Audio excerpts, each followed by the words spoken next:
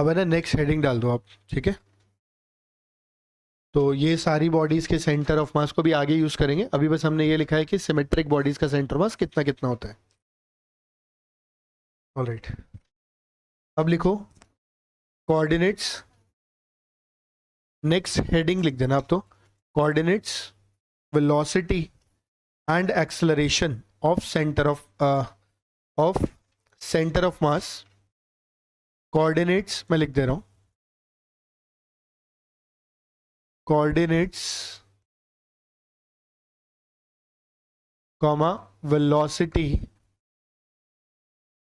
And acceleration of centre of mass of system of point masses, point masses, ठीक है।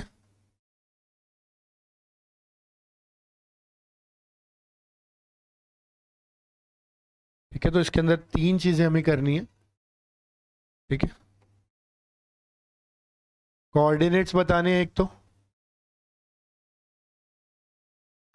Coordinates, velocity and acceleration, ठीक है। किसका? Centre of mass का। Centre of मास किसका? System of point masses. यानी कि जब हमारे पास बहुत सारे पॉइंट मासेस हो या एक से ज़्यादा पॉइंट मासेस हो, तो उनका जो भी सिस्टम होगा उसका कहीं ना कहीं सेंटर ऑफ मास आएगा। उस सेंटर ऑफ मास के कोऑर्डिनेट्स, वेलोसिटी और एक्सेलरेशन अपने को बताना है। समझे बात को?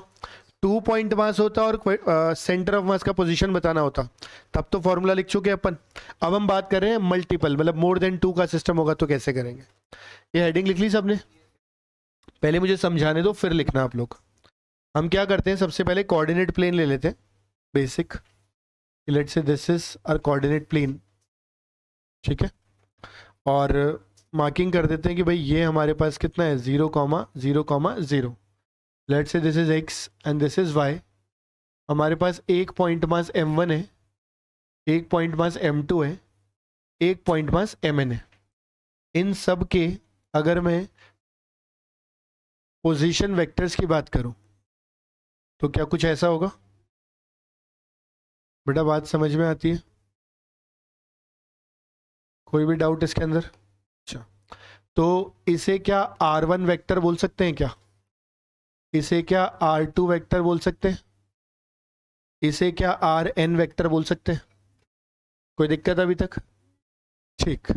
इसके कोऑर्डिनेट्स क्या x1 y1, x2 y2, xn yn, velocity v1, acceleration a1, velocity v2, acceleration a2, velocity vn and acceleration an। ये हमें दे दिया गया, ठीक है। So we have 1 2 dot dot dot up to n masses है हमारे पास, और उन सारे मासेस के अंदर अगर हम बात करें तो उनके कोऑर्डिनेट्स, उनके वेलोसिटीज और उनके एक्सेलरेशन हमारे पास है। हाँ, ये आपको जरूर ध्यान रखना पड़ेगा कि whenever we talk about velocity, it's a vector quantity, तो आपको हमेशा आई कैप जे कैप में लिखना पड़ेगा। कोई डाउट है इसके अंदर? अब मैं सबसे पहले स्टार्ट करता हूँ, रिवर्स में चलते हैं ताकि स्कूल में अगर डेरिवेशन आता है तो you should be able to solve. हम सबसे पहले बात कर लेते हैं एफ नेट की, ठीक है, या एफ नेट क्यों, और भी डायरेक्ट एक स्टेप आगे चलते हैं। ए सेंटर ऑफ मास की बात करते हैं। एक्सेलरेशन, क्या एक्सेलरेशन सेंटर ऑफ मास का अगर लिखना हो तो पूरे सिस्टम पे लगने वाली सारी फोर्सेस का सम डिवाइडेड बाय पूरे के पूरे सिस्टम का टोटल मास। कहीं कोई डाउट हो तो बताओ। Correct. Net forces the vector sum of the individual forces. Individual forces हमारे पास कितनी है देखो जरा, is it m1 a1 vector plus m2 a2 vector से लेकर के mn an vector divided by, क्या मैं बार बार m1 plus m2 plus m3 लिखने की जगह कैपिटल M लिख दूं क्या? उसका मतलब वही है कि m1 प्लस m2 से लेके कितना mn। कोई डाउट तो नहीं, या लिख देता हूं, छोड़ो।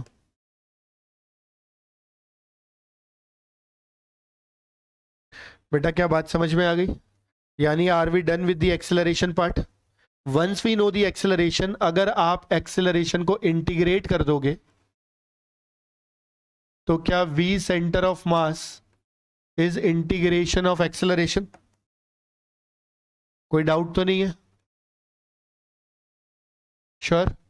तो यहां से अगर अपन देखें तो क्या ये बन जाएगा m1v1 प्लस m2v2 से लेके mn divided by m1 plus m2 से लेके mn।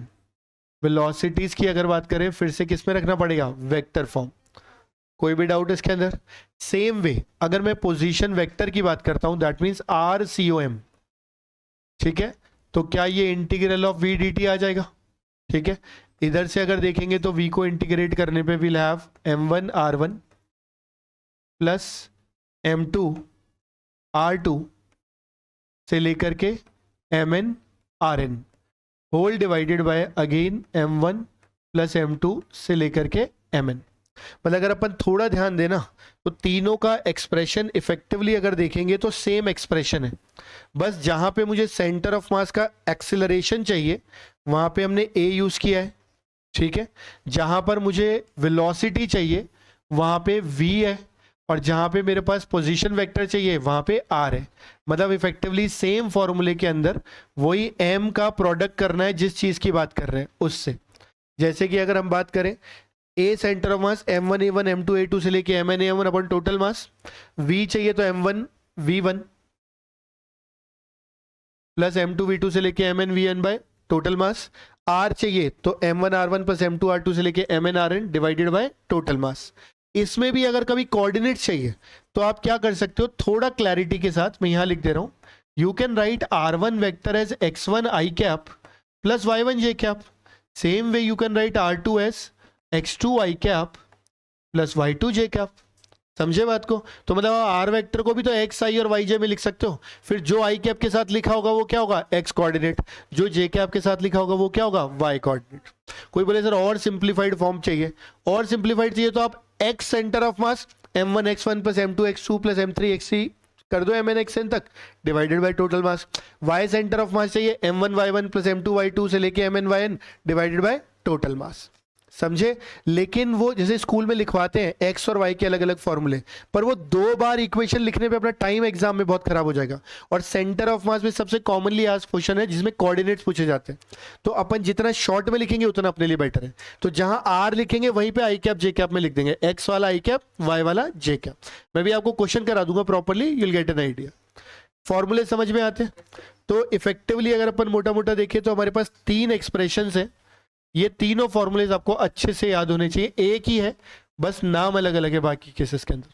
फटाफट से लिख लो आप एक बार के लिए, ठीक है, फिर हम इसके एग्जांपल्स देखते हैं। कॉपी करो।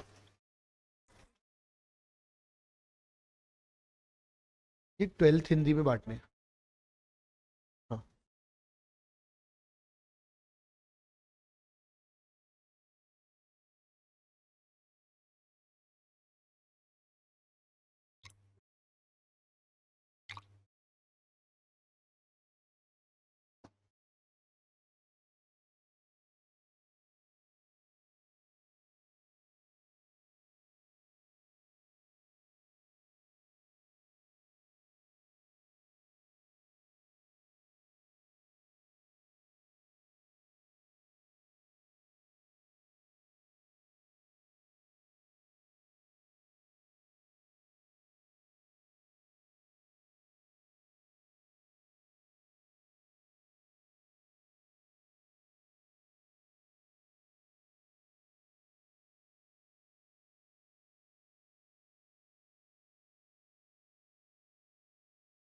ये डायग्राम बना लिया बेटा आपने?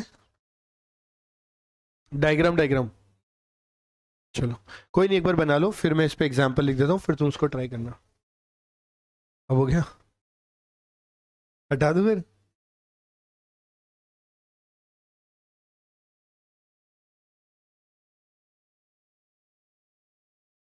चलो लिख लो, तुम सारे फॉर्मूले लिख लो, फिर करते हैं अपन स्टार्ट।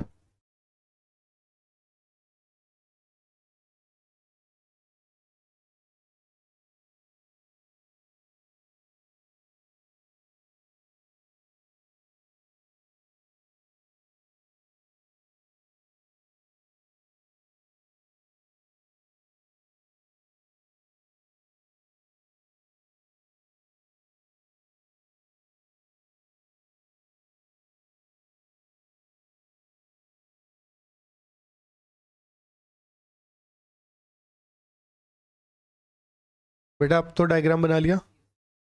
ठीक है, बस मैं डायग्राम की जगह क्वेश्चन लिख दे रहा हूँ।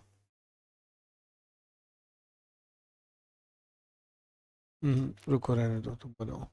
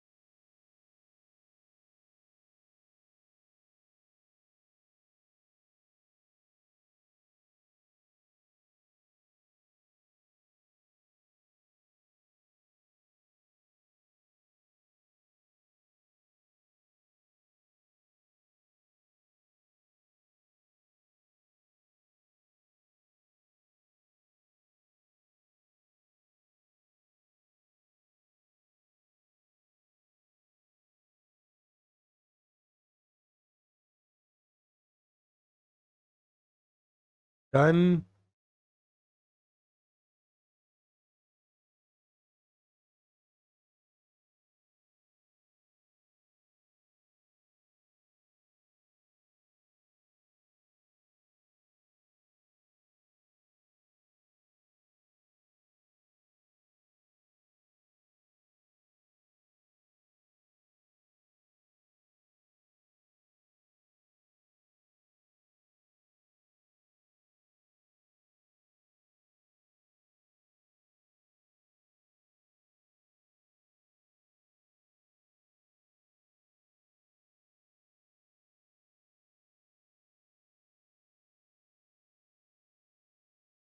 हो गया बेटा?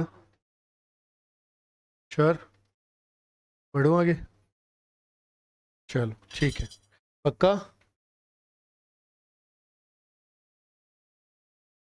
दिख रहा है कोई? एक मिनट बस ना,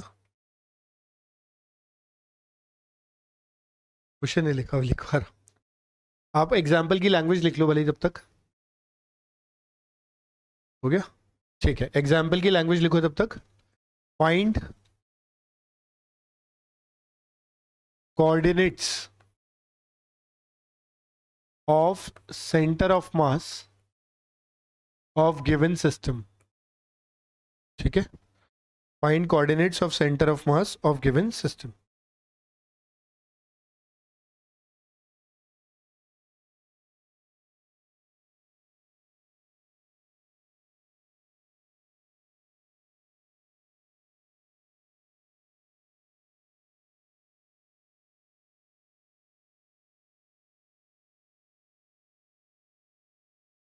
ठीक है, देखो this is a centre of मास, आपको बताना है। मैं इसके कोऑर्डिनेट्स बता दे रहा हूँ आपको। ये साइड ए है, ये साइड ए है, तो आपको अपने आप से चारों पॉइंट मासेस के क्या लिखने पड़ेंगे? Coordinates. Once you have coordinates of all, then you can directly use the formula RCOM equal to M1R1 plus M2R2 plus M3R3 plus M4R4 divided by total mass. समझते हो बात को? ट्राई करके देख लो, आपके पास 2 मिनट का समय है, कोशिश कर लो, है ना? और फिर या एक काम करो, मेरी हेल्प करो, आप कोऑर्डिनेट्स लिखने में मेरी हेल्प कर दो। तो एक बार कोऑर्डिनेट्स बता दो कि इसके कोऑर्डिनेट्स कितने होने चाहिए। इधर देखो सब लोग, ये 0,0 और ए साइड है, तो इसके coordinates A,0, x coordinate is a और वाई तो है ही नहीं। सेम वे इसके कोऑर्डिनेट्स क्या होने चाहिए? 0,A। भाई एक्स तो है नहीं, केवल वाई कोऑर्डिनेट है। जो बाद में लिखा जाता है वो वाई, जो पहले लिखा जाता है वो एक्स। इसमें ए इधर और ए इधर, क्या लिखना चाहिए? A,I। So now since you have the coordinates of all the objects, निकाल सकते हैं सेंटर ऑफ मास। सॉल्व करो जरा। एग्जैक्टली 2 मिनट है आपके पास।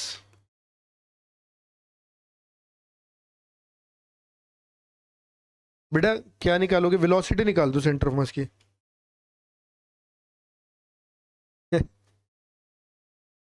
वेलोसिटी एक्सेलरेशन भी निकाल सकते हो।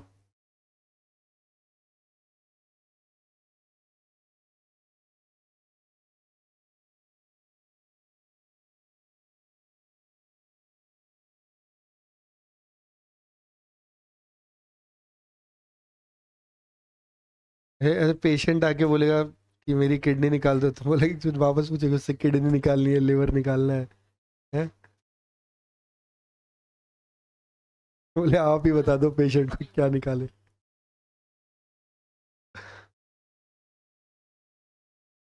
सब लोग इस चीज़ पे ध्यान देगा, तुम्हारी एक्चुअली इसकी बात नहीं है ये। ज़्यादातर स्पेशली 11th क्लास के बच्चों के साथ चैलेंज है, क्वेश्चन नहीं पढ़ते कभी भी। जैसे क्वेश्चन मिला ना, मैंने आपको क्वेश्चन दिया ट्राई करने के लिए, तो आप सीधे सोल्यूशन पे जंप करते हो before reading the question properly. इस क्वेश्चन में तो ज़्यादा कुछ है नहीं ऐसा, लेकिन अदरवाइज आप क्वेश्चन को ध्यान से पढ़ा करो 30 सेकेंड तक, then you start doing it. Practice में, जब प्रैक्टिस करो तब। A,0 कौन सा है? ये वाला। ये देखो, यहां से जब यहां जाओगे तो एक्स डायरेक्शन में कितना चल, तुम ऐसे सोचो, कोऑर्डिनेट्स का मतलब होता है लोकेशन, एड्रेस। इधर जो चलेंगे वो एक्स वाला है, इधर वाला वाई वाला है। मुझे यहां तक पहुंचने के लिए क्या सिंपली केवल इस तरफ ए चलना पड़ेगा? केवल एक्स में ही चलना पड़ा ना, इसलिए ए एक्स आ गया और वाई 0 आ गया। जो भी ब्रैकेट में पहले लिखते हैं वो एक्स और जो बाद में लिखते हैं वो वाई। जैसे यहां जाना था, पक्का हो गया? ठीक है, तो मैं एक काम कर रहा हूं, मैं सोल्यूशन अपने हिसाब से इधर लिख ले रहा हूं, तुम लोग देखो तुम्हारा सही है कि नहीं, या मुझे बता देना मेरा सही है कि नहीं। ठीक है, चेक करते हैं। देखो, तो मेरे हिसाब से इस तरह से कर सकते हैं कि RCOM इज M इंटू 0,0 है, लिखने का जरूरत नहीं है, फिर भी लिख लेते हैं एक बार के लिए। फर्स्ट क्वेश्चन है 0 i cap plus 0 j cap 2m into, अब क्योंकि सिर्फ एक ये तो 0 है, a j cap plus m into a i cap plus 3m into a i cap a j cap divided by 2m plus 2m 4m plus 3m 7m है ना? ठीक है,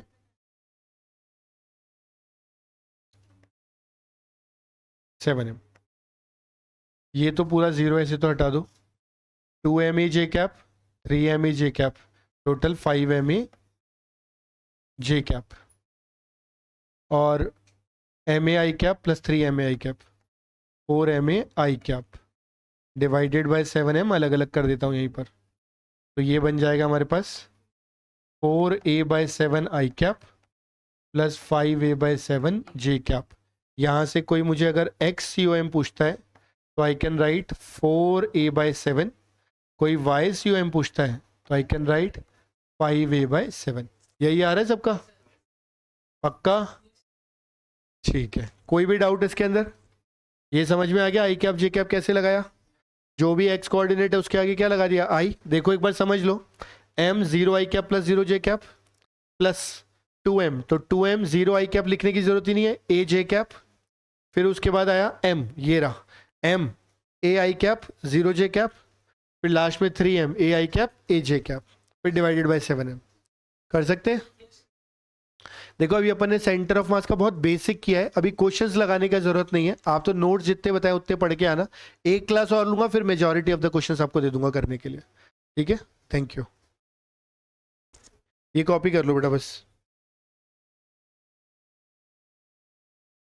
नहीं नहीं बेटा, मैंने देखो अभी तक लिखा हुआ है, प्रूफ है, find coordinates of centre of मास। वो उसने बोला था क्या निकालना है, तो मैंने कहा वेलोसिटी निकाल दे, एक काम कर। जो कुछ दिया ही नहीं है तो कैसे निकालेंगे वेलोसिटी? तो एक ने गलत पूछा और दूसरे ने उसको भी मान लिया। ठीक है बेटा, तो देखो सेंटर ऑफ मास का सबसे पहले डेफिनेशन लिखो, स्टेटमेंट लिखो, है ना? लिखना है it is defined as, centre of mass में बता रहा हूं, है ना? It is defined as a point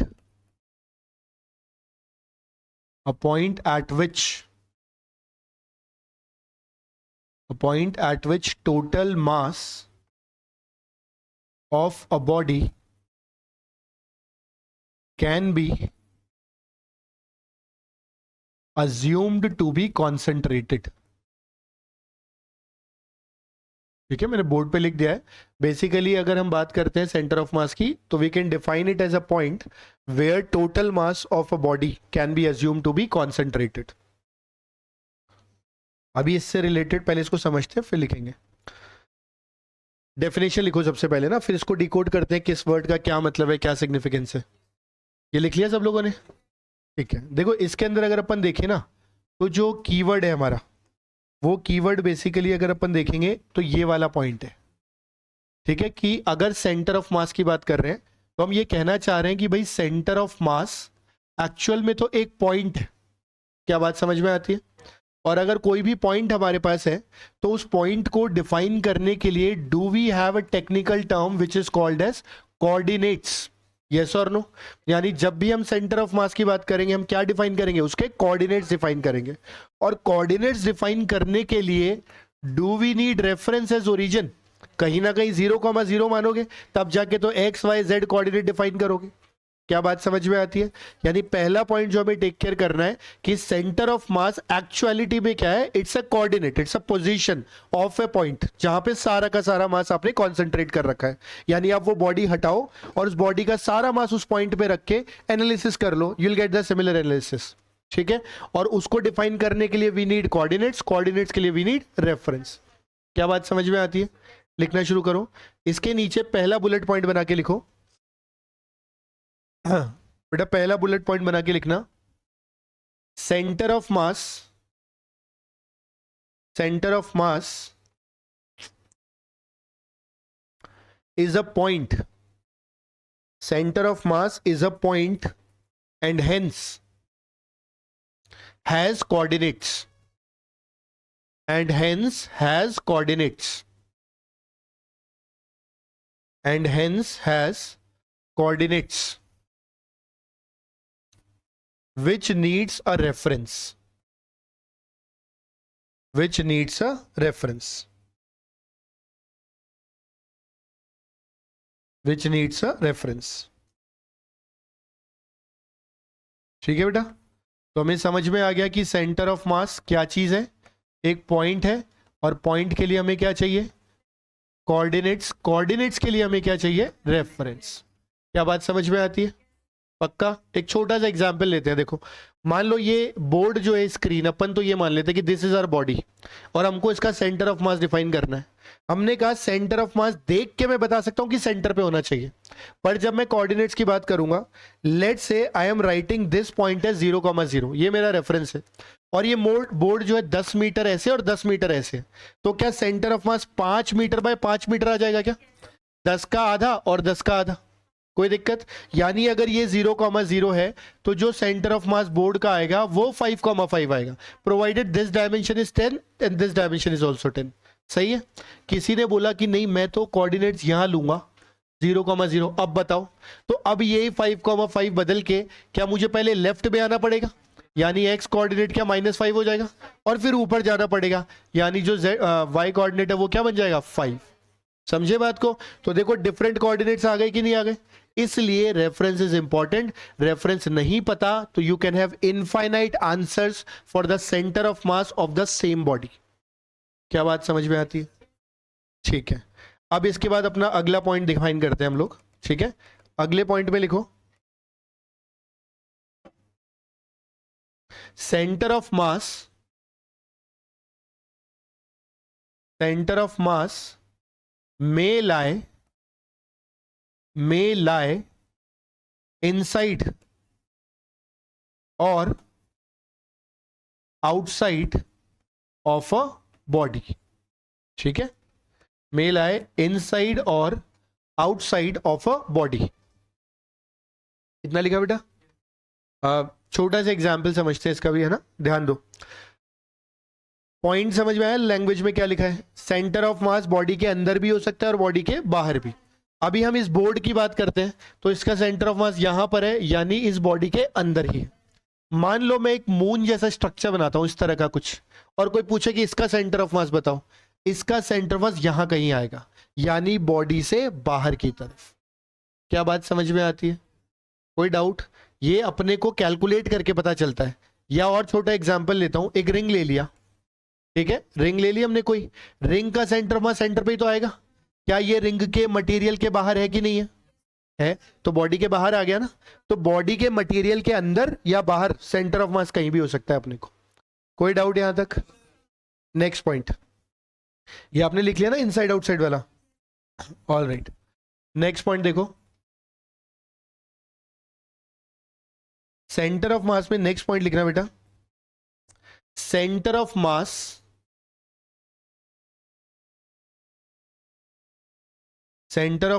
lies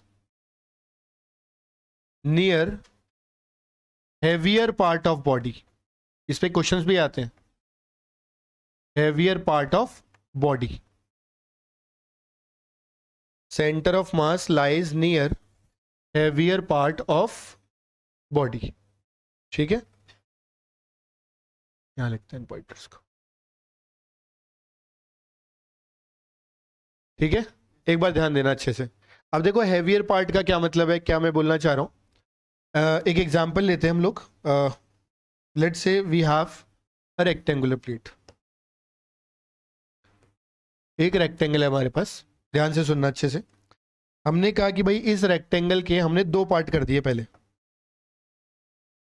इस तरह से। ठीक है, हमने कहा ये वाला जो पार्ट है ना, ये बना हुआ है आयरन का, और ये पार्ट बना हुआ है लेट्स से प्लास्टिक, लिख देते हैं, बहुत हल्का सा है, करेक्ट। और अब कोई पूछे कि इसका सेंटर ऑफ मास क्या होगा।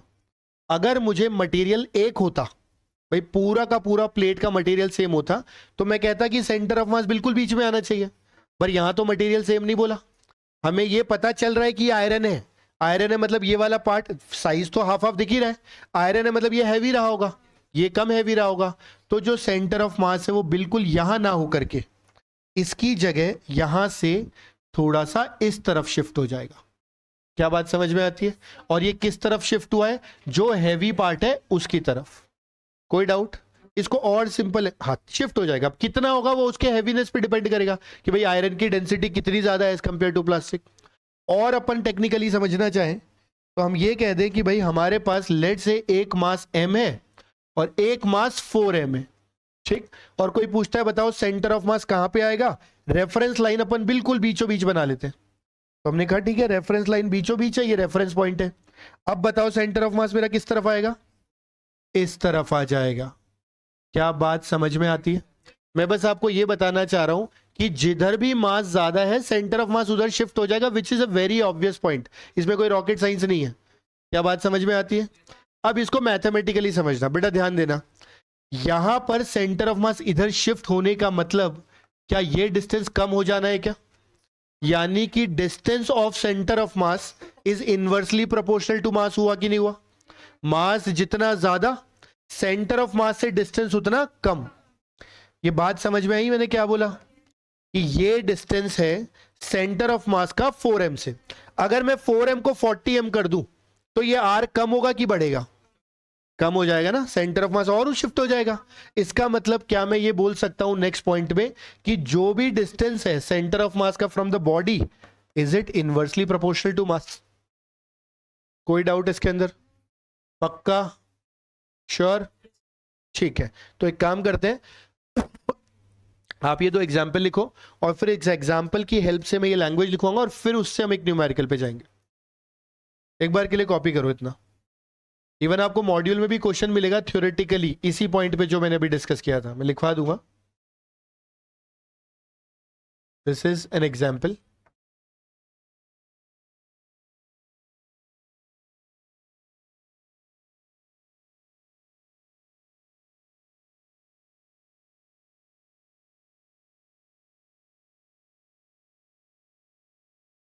Hello,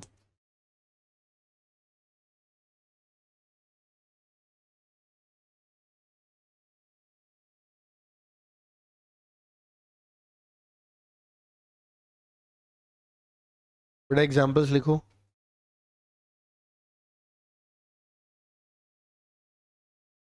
Done? हाँ, कर लो, एक बार कर लो। सब लोग एक बार अच्छे से कॉपी कर लो, समझ लो, फिर आगे बढ़ते हैं। डन?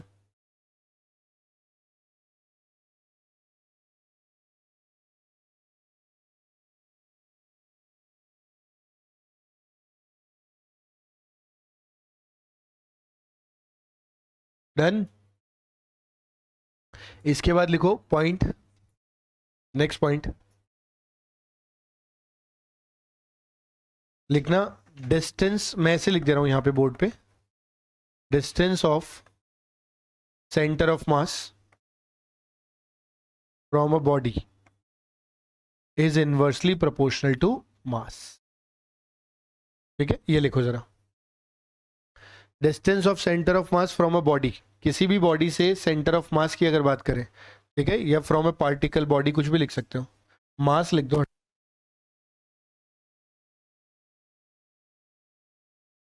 ठीक है, distance of centre of mass from from a given mass लिखना, from a given mass is inversely proportional to the मास।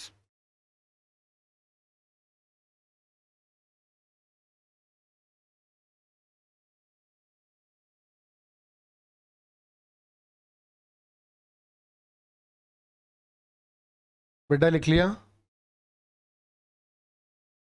बढ़े आगे, कर, ठीक है, ऑल राइट। अब देखो इसके ऊपर बेस्ड है ना एक छोटा सा पॉइंट, प्रोपोर्शनैलिटी आपको पता है, प्रोपोर्शनैलिटी कैसे फाइंड करते हैं, ये तो लिख लिया ना सबने, मैं बताता हूँ, देखो मेरा कहने का मतलब है, let's say there is a point mass small m 1, यहाँ से कुछ डिस्टेंस पे, let's say there is a point mass m2 और ये डिस्टेंस कितना है d। ठीक है, ये डेटा हमें गिवन है, हमें पूछा गया है कि भाई आप तो ये बता दो कि सेंटर ऑफ मास का डिस्टेंस कितना आएगा। मैं यहाँ लिख दे रहा हूँ कि let's say m1 is greater than m2, तो अगर m1 m2 से ज्यादा है तो one thing is for sure, जो सेंटर ऑफ मास आएगा क्या वो इस तरफ आएगा, कोई डाउट तो नहीं है, पक्का, ठीक है। जहां तक कोऑर्डिनेट्स की बात करें सेंटर ऑफ मास की, यहाँ पे कुछ डिस्टेंस आएगा और यहाँ पे कुछ डिस्टेंस आएगा, करेक्ट और नॉट।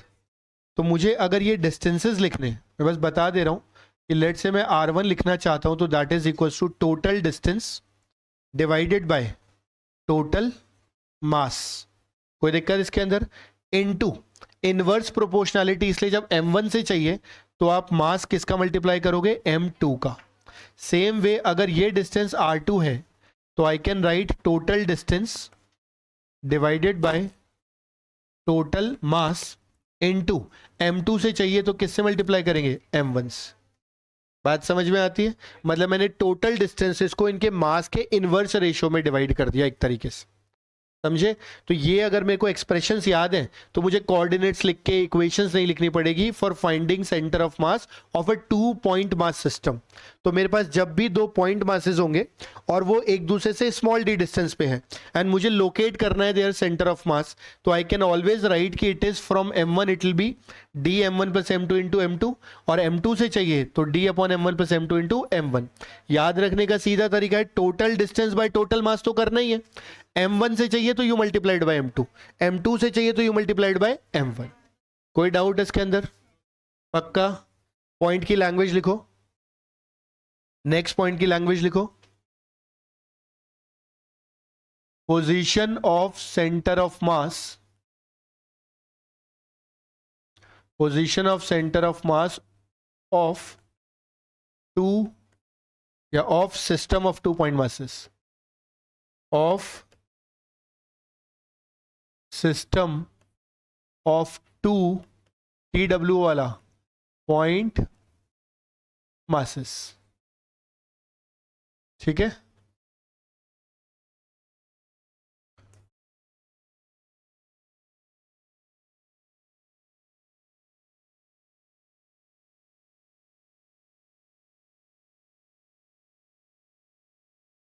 बेटा कोई डाउट यहां तक, पक्का क्लियर है, ठीक है। तो ये हेडिंग लिख के और ये डायग्राम्स बनाओ, ये लिखो,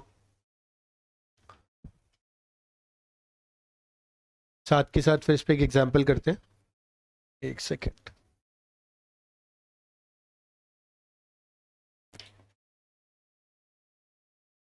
आप लोग लिखो, मैं एग्जाम्पल यहां लिख रहा हूं, ट्राई करो जरा।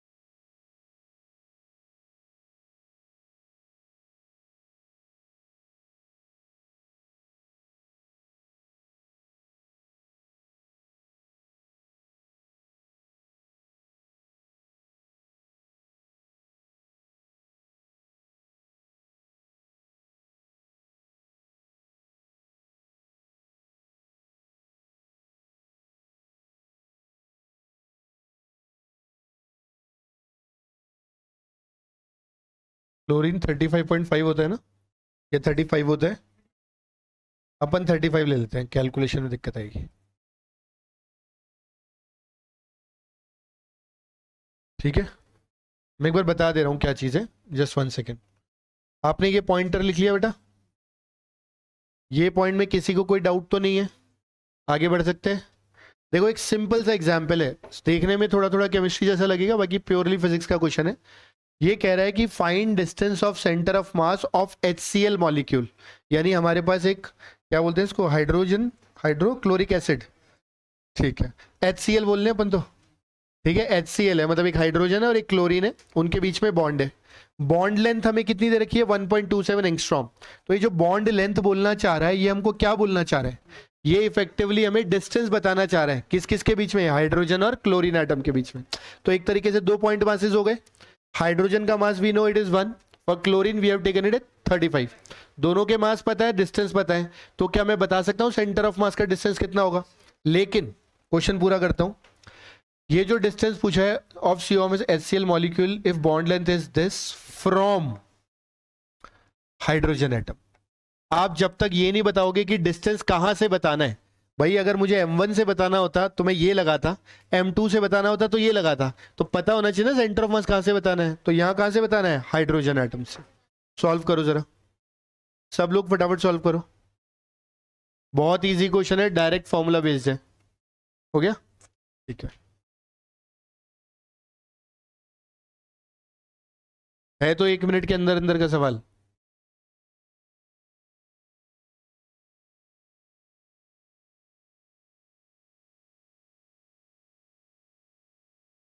क्या, कौन सा वाला मास, किसका है मतलब? हाइड्रोजन का 1 है, क्लोरीन का 35 है। यार ये भी कोई कंफ्यूजन है?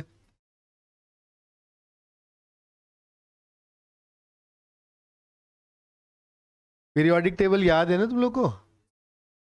याद होनी चाहिए। वही तो है, हलीना की रब से फरियाद, बेटा मांगे बाप कार स्कूटर, पता नहीं क्या। एक वो था क्या, साइंस टीचर वनीता करमानी, मन फेंको नहीं क्यों जान जलाती हो। हाँ ये उसके लिए ना, कोऑर्डिनेशन एलिमेंट्स वाले कौन से हैं, स्कैंडियम वाला।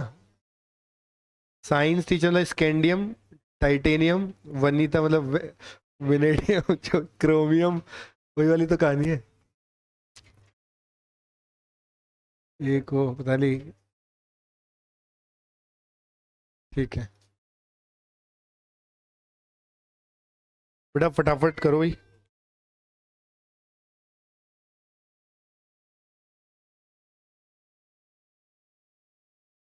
आखिरी 25 सेकंड है तुम्हारे पास, वो भी ज्यादा दे रहा हूँ मुझे लग रहा है।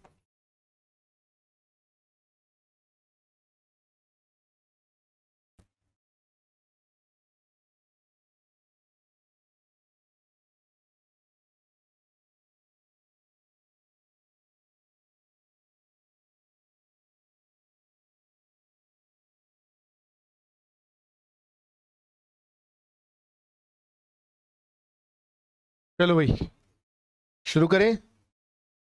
All right let's see. बेटा बस सफिशिएंट टाइम दे दिया भाई। देखो जरा, हमें हाइड्रोजन से बताना है, मैं लिख देता हूँ एक बार सर समझाने के लिए। हाइड्रोजन क्लोरीन, और डिस्टेंस जो है दैट इज 1.27 एंगस्ट्रॉम। ठीक है, एंगस्ट्रॉम मतलब 10 की पावर -10। ठीक है, तो ये एक तरीके से हमारा डी हो गया कि नहीं हो गया। यहां की मास की बात करें, M1 कितना हो गया 1, और M2 जो अपना एक्सप्रेशन था उसमें कितना हो गया 35। अब अपने को चाहिए था डिस्टेंस कहां से, फ्रॉम हाइड्रोजन। तो from hydrogen I can write total 1.27 angstrom divided by total mass is 36 into कितना 1, बस दैट्स इट। अब बाकी कैलकुलेशन आप कर लेना। 35 प्लस 1, M1 प्लस M2। अच्छा हाँ, अपने को हाइड्रोजन से चाहिए ना, तो हाइड्रोजन से चाहिए तो हमें क्या लिखना पड़ेगा, इंटू 35। समझ गए बात को? जिस मास से चाहिए दूसरे वाले मास को मल्टीप्लाई करना पड़ेगा। बिल्कुल क्लोरीन के पास आएगा। अगर पूछे सेंटर ऑफ मास कहां आएगा, तो बिल्कुल हम कह सकते हैं कि सेंटर ऑफ मास इस तरफ आएगा, क्लोरीन के पास। कोई भी डाउट? फटाफट लिखो, आगे बढ़ते हैं फिर। ठीक है।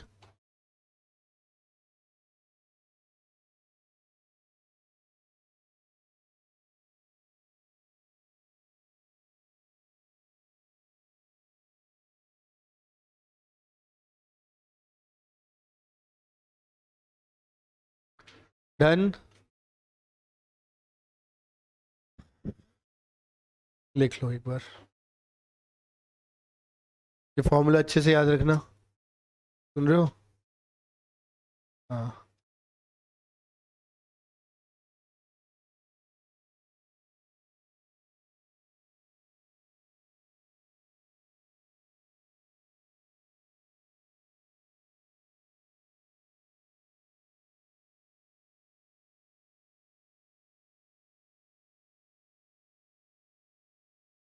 Done,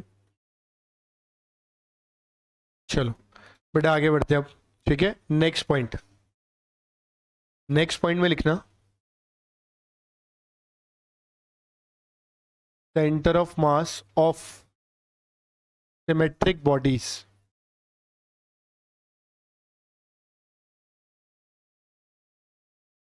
symmetric bodies lies at there geometric centre.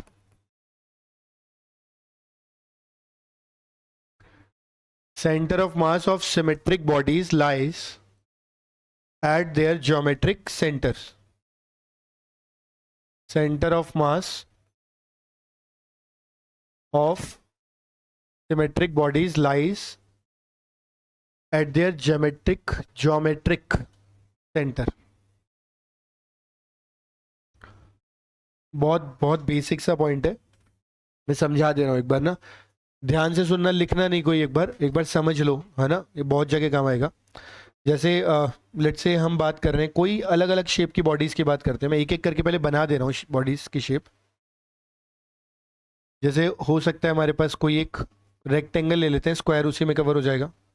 ठीक है, हो सकता है हमारे पास कोई एक सर्कल हो सकता है कि हमारे पास कोई एक हॉलो कोन हो। ठीक, हो सकता है हमारे पास कोई एक सॉलिड कोन हो। ठीक है, उसके अलावा इसके अंदर से कोई है क्या? ठीक है, इसके अलावा हो सकता है हमारे पास, हो सकता है हमारे पास एक सेमी सर्कुलर रिंग हो। ठीक, हो सकता है हमारे पास एक सेमी सर्कुलर डिस्क हो सकता है हमारे पास एक हॉलो हेमिस्फेयर हो सकता है हमारे पास एक सॉलिड हेमिस्फेयर हो। ठीक है, तो इस तरह से कई सारी बॉडी हो सकती है। हो सकता है हमारे पास एक ट्राइंगल हो, तो we can have different different bodies. ठीक है, मैं एक एक करके बता रहा हूं, आपको उसको याद रखनी है वैल्यूज। ज्योमेट्रिक सेंटर का मतलब हो गया बेसिक, जो भी जहां पर भी उसका एक्चुअल मैथमेटिकल सेंटर आएगा। If this is 0,0, centre of मास क्या बीच में ही आएगा, ये पता है? अगर मैं डायमेंशंस की बात करता हूँ लेट्स से, तो क्या मैं कह सकता हूँ कि ये बी हो गया मान लो, और ये क्या मान लेते हैं, ए। वैल्यू लिख लेते हैं कि भाई if this is B and this is A, तो सेंटर ऑफ मास के कोऑर्डिनेट्स क्या लिखने चाहिए बताओ? a/2 कॉमा b/2, यानी a का हाफ और b का हाफ। किधर से बताया? यहां से। क्या बात समझ में आती है? ऐसे ही अगर मैं सर्कल के लिए कहता हूं कि भाई I will take this point as 0,0, तो इसका मतलब क्या, जो 0,0 है वो 0,0 खुद ही क्या COM बन जाएगा क्या? कोई डाउट यहां तक? कोई भी डाउट? अच्छा, ट्राइंगल की अगर मैं बात करता हूं, ठीक है, ध्यान से समझना, तो ट्राइंगल के केस में क्या ये हाइट हमें दे रखी होगी कुछ ना कुछ? मैं यहां अलग से बना दे रहा हूं। Let's say height of the triangle हमें कितनी दे रखी है? h।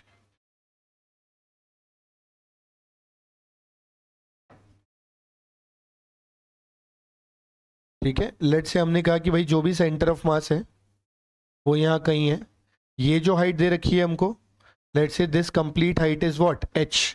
तो अगर मुझसे सेंटर ऑफ मास की हाइट पूछी जाती है, तो क्या इसकी वैल्यू, किसी को पता है सेंट्रॉइड कहाँ पे आएगा ट्राइंगल का?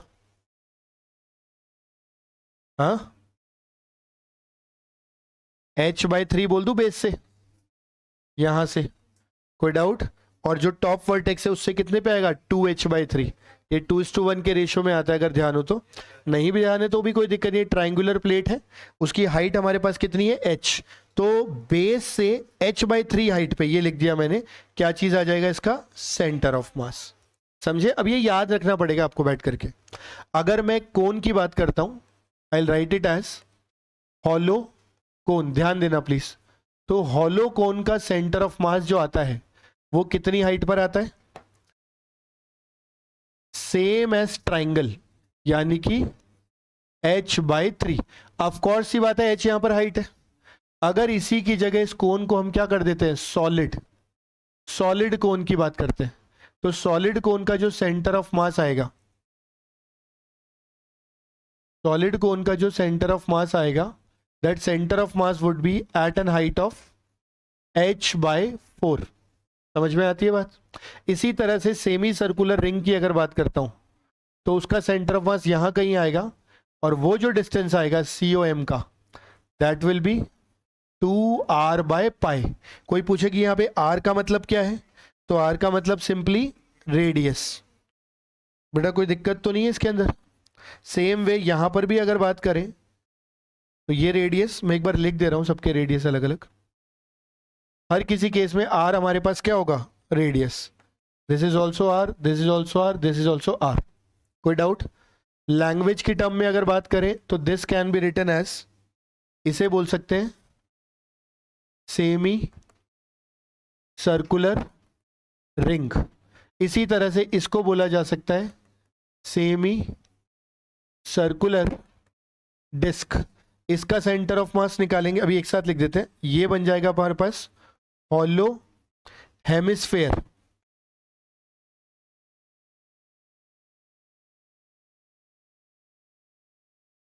इसे हम लिखते हैं हॉलो हेमिस्फेयर।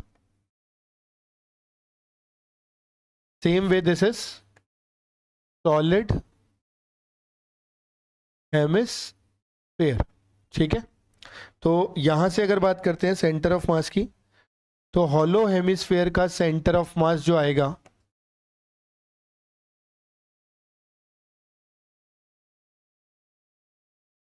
ये आ जाएगा बेटा r/2।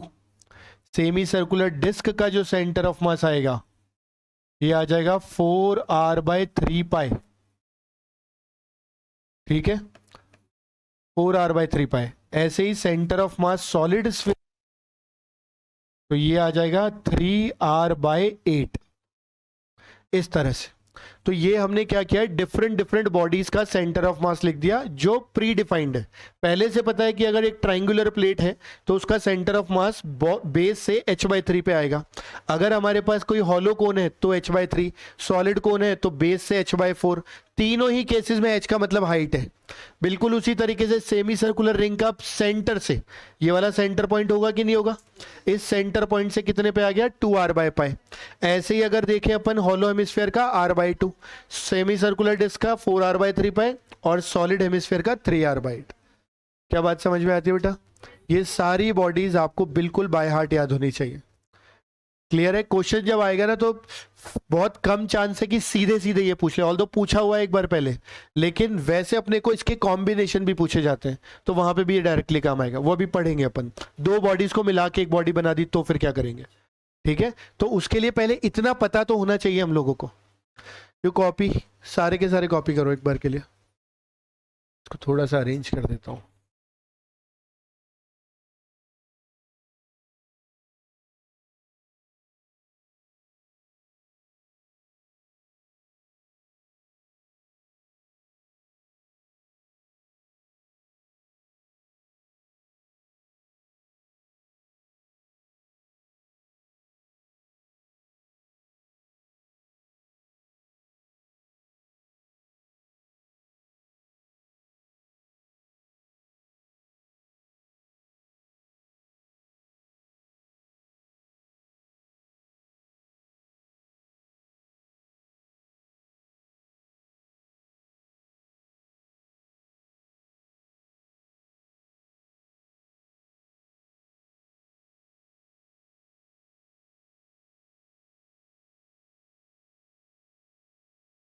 चलो ये तो तुम लोग समझ गए होंगे।